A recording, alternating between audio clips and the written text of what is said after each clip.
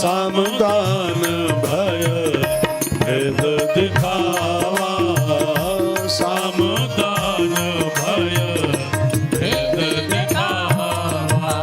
रावण अशोक वाटिका में आया जानकी जी को राजी करने के लिए, इम्प्रेस्ड करने के लिए साम दान भय भेद चारों युक्तियों का प्रयोग किया। चार युक्तियां होती हैं किसी भी काम को हल करने के लिए शास्त्रों के अनुसार। साम, साम माने प्रशंसा, विनय, ठीक है ना।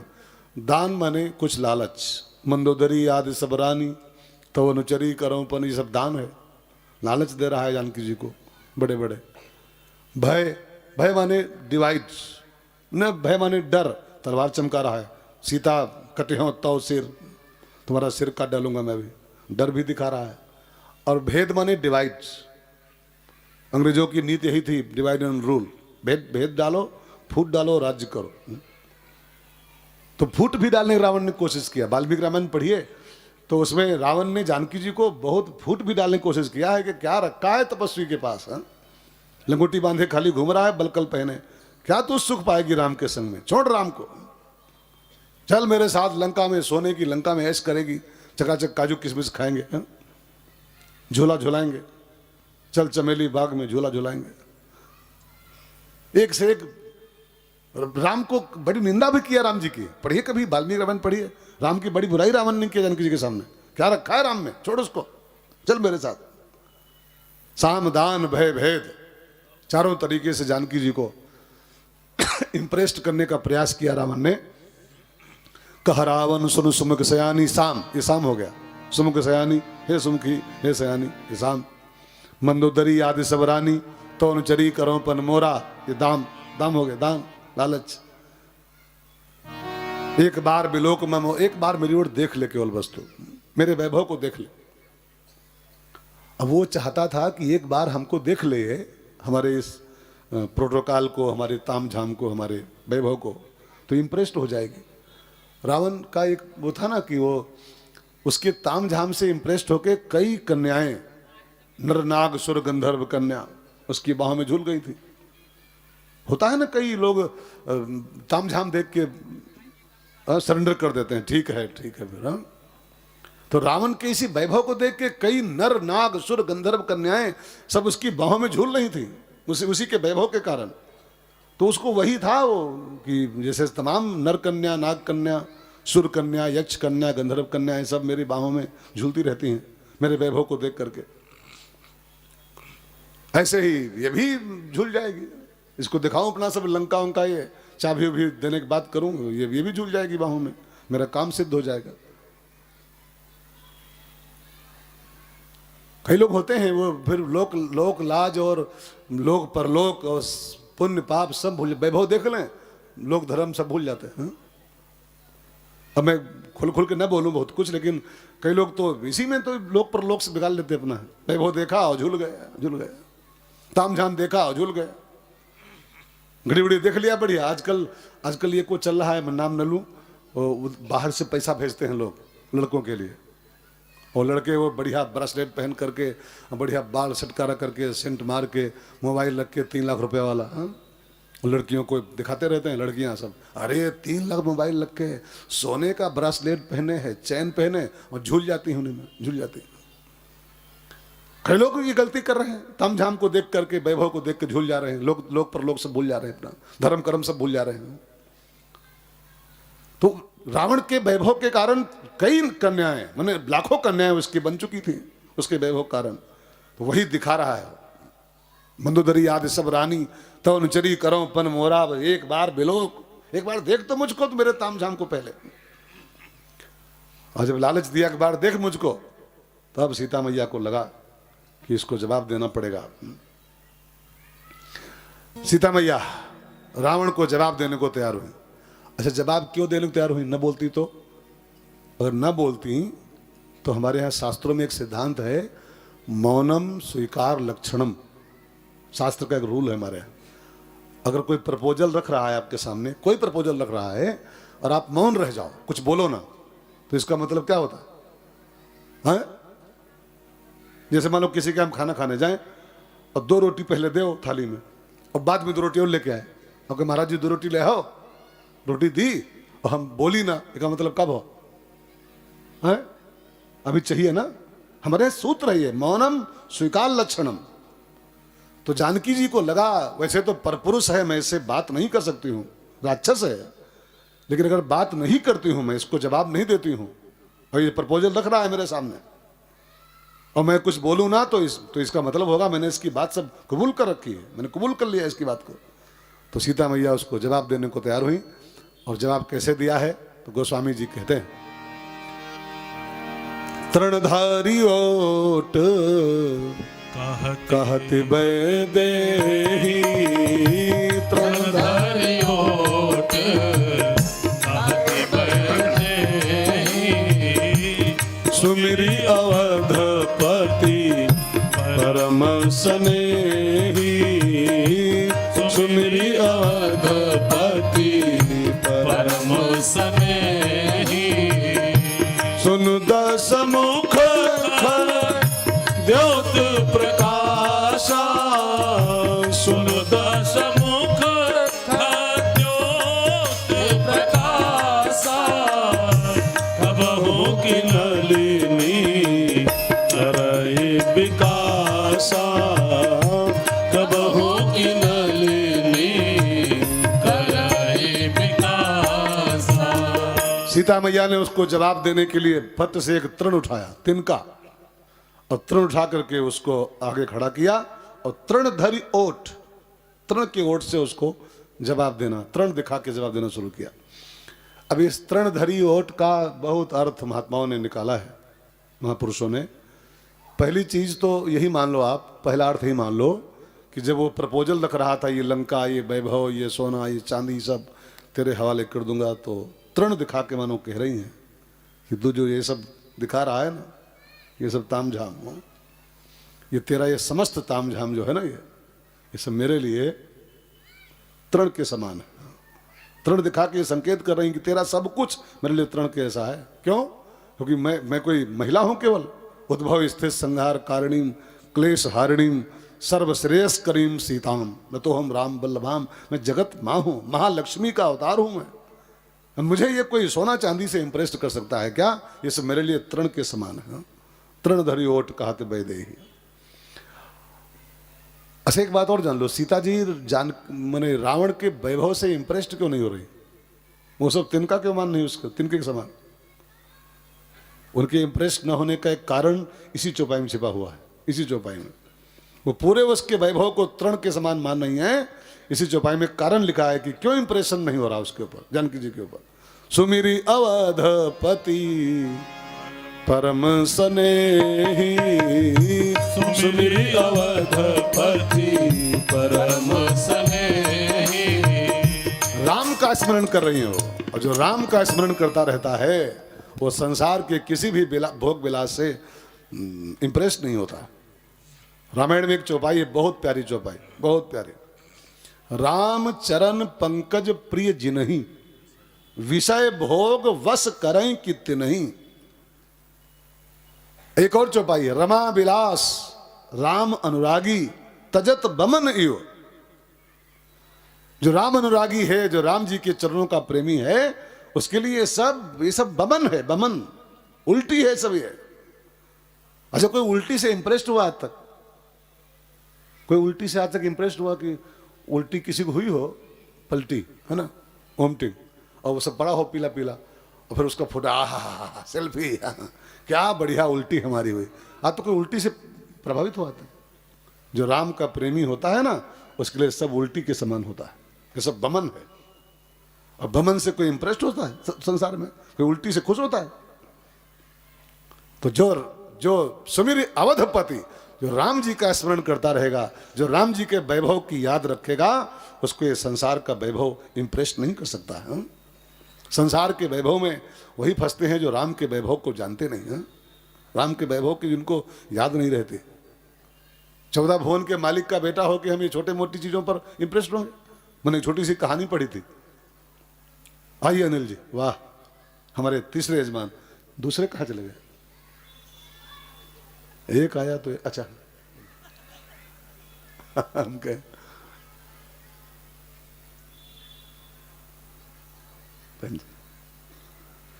तो कहाँ थे भैया, एक छोटी सी कहानी याद आ रही। अकबर बादशाह तुलसीदास जी की मानस को पढ़ा, किताब को, खूब खुश हुआ।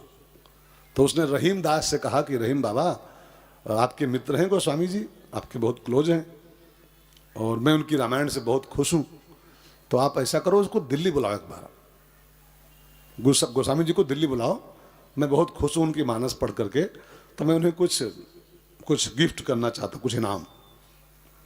रहीम तो बड़े खुश हुए, रहीम बहुत अच्छे मित्र थे गोस्वामी जी के, कि हमारे मित्र का नाम होगा, कि दिल्ली बादशाह ने उनको इनाम दिया।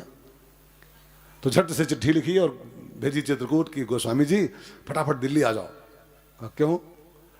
कि हमारा जो बादशाह है ना आप पर बहुत खुश है, आपकी रामायण पर, वो आपको बुला रहा है और कुछ आपको देगा, बहुत मोटा इनाम देगा, आप मालामाल हो जाओगे। दिल्ली बादशाह आपको बुला रहा है। तो गोस्वामी जी ने उस चिट्ठी का जवाब लिख के भेजा कि रहीम दास, आप मेरे मित्र हो, मैं आपको बहुत प्यार करता हूं, लेकिन मैं आपके इस निमंत्रण को स्वीकार नहीं कर सकता हूं। कहा क्यों? कहा तुम्हारा दिल्ली का बादशाह खाली एक दिल्ली का बादशाह है, खाली दिल्ली का बादशाह, भारत का बादशाह होगा, टुकड़े का बादशाह है। और मैं जहां चित्रकूट में बैठा हूं ना, तो 14 भुवन के बादशाह गोदी में बैठा हूं, और जो 14 भुवनों के बादशाह गोदी में बैठा हो, तो एक टुकड़े के बादशाह का टुकड़ा पाने कतई नहीं आ सकता है। तो जो राम के वैभव से युक्त है, वो फिर संसार के वैभवों से इंप्रेस नहीं होता है। अब यहां पर ये सीता मैया रावण के समस्त वैभव को तृण के समान क्यों कह रही है? क्योंकि सुमिर अवधपति, अगर राम की याद न कर रही होती तो शायद फंस जाती कि हाँ ठीक है, लाओ सोने की लंका लाओ, हाँ। लेकिन सुमिरी अवधपति परम स्नेही, सुमिरी अवधपति परम स्नेही, ओ सुमिरी अवधपति परम स्नेही, सुमिरी अवधपति परम स्नेही। एक छोटी सी कहानी, एक बादशाह कहीं जा रहा था, बहुत बड़ा बादशाह कोई, तो जाड़े का मौसम था, तो सामने ऐसे बालू के मैदान में एक फकीर लेटा हुआ था। फकीर माने फक्कड़ महात्मा, लंगोटी बांधे लेटा था और उसका पीठ सब पेट में घुसा हुआ था। तो बादशाह को लगा इतना बड़ा बाबा है तो इसके पास जाऊं, कुछ इसको मैं दान पुण्य कर दूं। तो बादशाह उतरा रस से और उस फकीर लेटा था, मस्ती में धूप खा रहा था, लंगोटी बांधे खाली। तो बादशाह उसके पास इस भाव से आया, कुछ मांग लेगा तो मैं इसको दे दूंगा। अब वो उस फकीर ने जो बादशाह को देखा आते हुए, पास में आ गया, तो झट से उसने उसकी ओर पांव कर दिए, बादशाह की ओर ऐसे पांव कर दिए। लेटा था कहीं और, लेकिन वो जब बादशाह देखा तो ऐसे ऐसे उसके ओर पांव कर दिया। तो कोई जो पिए था बादशाह, अरे डांट पड़ा वो, महाराज जी तुमको तमीज नहीं है, इतने बड़े सम्राट हमारे बादशाह जी और तुम उसकी ओर पांव कर दिए हो, लोग उसके दंडवत करते हैं तुम उसके ओर पांव कर दिए हो, लोग उसके आगे हाथ फैलाते हैं तुम पांव कर दिए हो। तो उस फकीर ने बड़ा बढ़िया उत्तर दिया कि तुम्हारे बादशाह से जिसको कुछ चाहिए, जिसको इससे कुछ चाहिए वो हाथ पसारे इसकी ओर, और हमें कुछ इससे चाहिए ही नहीं तो हमने इसकी ओर पांव पसार दिया, आपने कुछ चाहिए ही नहीं। हाथ पसारे वो जो कुछ चाहिए जिनको, और जिसको कुछ चाहिए नहीं वो पांव पसारेगा। तुम हो गए बादशाह, अपने घर के हो गए सम्राट, अपने घर के हो गए। तो सुमिर अवधपति, जो राम जी के स्मरण में डूबा रहता है, उसको फिर ये सोना चांदी इंप्रेस नहीं कर सकता है। तृणधारी ओट कहति देही, तृणधारी ओट कहति देही, सुमिरी अवधपति परम स्नेही, सुमिरी अवधपति परम स्नेही। तो तृणधरी का एक अर्थ तो हो गया कि तिनका दिखा करके कह रही है कि तेरा सब तिनके समान है, लेकिन एक अर्थ और तृण का होता है। ये तृण जो है ना, तृण तिनका, ये तिनका माने होता है, इसको कहते हैं संस्कृत भाषा में भूमिज। भूमिज भूमि से पैदा होता है, भूमिज। और जानकी जी क्या है? भूमिजा, वो भूमि से पैदा हुई है। तो तृण जो है ये जानकी जी का सगा भाई हुआ एक अर्थ में। भाई जिस धरती से सीता पैदा हुई उसी तृण पैदा हुआ तो सगा भाई हुआ। और ये भारतीय परंपरा है, भारतीय महिलाओं के लिए भारतीय नारियों के लिए परंपरा है कि भारतीय नारी पहली बात तो किसी परपुरुष से बातें न करे, पहली बात तो है। लेकिन यदि इमरजेंसी में कोई कारणवश मजबूरी में किसी परपुरुष से मिलना ही पड़े, बात ही करनी पड़े, तो फिर अकेले में न मिले उससे, अकेले में कोई बातचीत नहीं करे। तृणधरी ओट का अर्थ है कि वो सगा भाई है, तृण जानकी जी का सगा भाई, क्लोज भाई। भाई धरती की पुत्री सीता और धरती से ही पैदा हुआ, तृण तो सगा भाई हुआ। और रावण राक्षस है, परपुरुष है, और भारतीय नारी किसी परपुरुष से बात करे तो भाई को साथ में लेके करे, अथवा बहन को साथ में लेके जाए, अथवा मम्मी को साथ में लेके जाए, अथवा पापा के साथ जाए, अथवा और कोई बड़ा हो, तब परपुरुष से बात करे, तब तो उसकी मर्यादा बची रहेगी। और नहीं तो अगर अकेले में परपुरुषों से कोई महिला बात करेगी तो फिर वो भले दूध की धोई हो, दूध की धोई, लेकिन वो देखने वाले बोल देंगे कुछ तो दाल में काला जरूर है, अकेले में बतवाए रही बैठी, अकेले में बतवाए रही। हाँ, भले वो संत ही हो, पुरुष भले संत ही हो। जैसे मान लो हमारा ही फर्ज कर लो एक मिनट के लिए, हम ही, हमारा कोई आपसे कोई गंदा भाव नहीं, कोई गंदा रिश्ता भी नहीं है। अब मान लो हम किसी के घर में रुके हों या कहीं रुके हों और कोई लड़की आए, कोई या कोई महिला आए जवान सी, अकेले में बैठे मेरे पास, अब अपने दुख रोए खाली हो, अच्छी अच्छी बातें करे, लेकिन अकेले में बैठी हो। अब कोई विंडो से दरवाजे से देख ले कोई कि अकेले बैठी है, अकेला बाबा है, अकेली महिला बैठी है, तो भले वो रामायण की ही बातें कर रही हो, भले वो गीता के सवाल पूछ रही हो, भले अपने दुख ही रो रही हो, लेकिन देखने वाले ये नहीं तब समझेंगे कि वो रामायण की बात कर रही है, क्योंकि कुछ तो बात जरूर है, अकेले बैठी हैं। हाँ, बाबा के पास अकेले बैठी हैं। इसलिए इसलिए मजाक नहीं कर रहा हूं, ये हकीकत है, हकीकत है। स्त्री को किसी भी परपुरुष से सिंगल में बात नहीं करनी चाहिए। तृणधरी ओट, भाई को साथ में ले जाओ, बहन को साथ में ले जाओ, मम्मी के साथ जाओ, पापा के साथ जाओ, और किसी बड़े बूढ़े के साथ में लो, तो आपकी आन बान बची रहेगी, आप पर लोग शक नहीं करेंगे, और नहीं तो तुरंत शक की पात्र हो जाएगी स्त्री। और स्त्री क्या पुरुष, पुरुष को भी नहीं अकेले में बात करना चाहिए। हमारे यहाँ वेदों में एक मंत्र आता है, बहुत कड़वा मंत्र है, आपको सुनने में हजम नहीं कर पाओगे उसको, आप इतना कड़वा मंत्र शास्त्रों में है, हजम नहीं कर पाओगे, आपको पलटी हो जाएगी। भी हमारे यहाँ शास्त्रों में लिखा है, मात्रा स्वस्त्रा दुहित्रा। अगर आपकी मम्मी भी जवान है, युवा है भी, और आपकी बिटिया अगर जवान हो गई है, और आपके बहन भी अगर जवान है, तो इन महिलाओं के साथ भी अकेले में नहीं बैठना चाहिए। मम्मी जवान है और बेटा भी युवा है, कभी अकेले नहीं बैठना चाहिए। बहन जवान है और भाई भी जवान है, कभी भी सिंगल कमरे में निवास नहीं करना चाहिए, साथ में एक दो लोग हो। अब आपको हजम नहीं, मैं जानता हजम नहीं हो पाएगा, लेकिन शास्त्र में लिखा हुआ है। लिखा क्यों? क्योंकि ये इंद्रियां इतनी प्रबल हैं, इनका वेग इतना प्रबल है इन इंद्रियों का, कि ये कब इंसान को धराशायी कर सकती हैं, इसका कोई भरोसा नहीं होता है। हाँ? इसलिए मात्रा स्वस्त्रा दुहित्रा, मैंने अपनी सगी बिटिया भी अगर युवा है, उसके पास भी अकेले मत रहो, अकेले मत रहो। तो सीता मैया यही नियम पाल रही हैं कि अकेले में इस राक्षस से क्या बात करूं। सो अपने भाई को खड़ा कर लिया, तृण का भाई है, और तृणधारी ओट कहती बैदेही, तृणधारी ओट कहती बैदेही, सुमिरी अवधपति परम स्नेही, सुमिरी अवधपति परम स्नेही।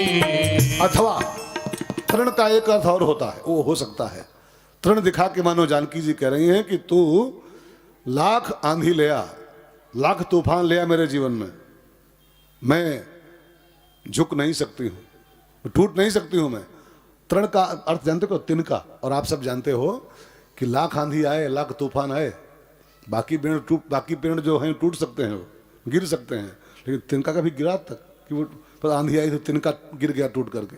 तिनका तो तिनका होता है, कभी तिनका तो टूटा आंधी में, आम टूट जाता है, लिप्टिस टूट जाती है, पीपल गिर जाता है, बरगद टूट सकता है, लेकिन तिनका तक कभी आंधी में टूटा कि वो तिनका आंधी आई तो तिनका टूट गिर गया।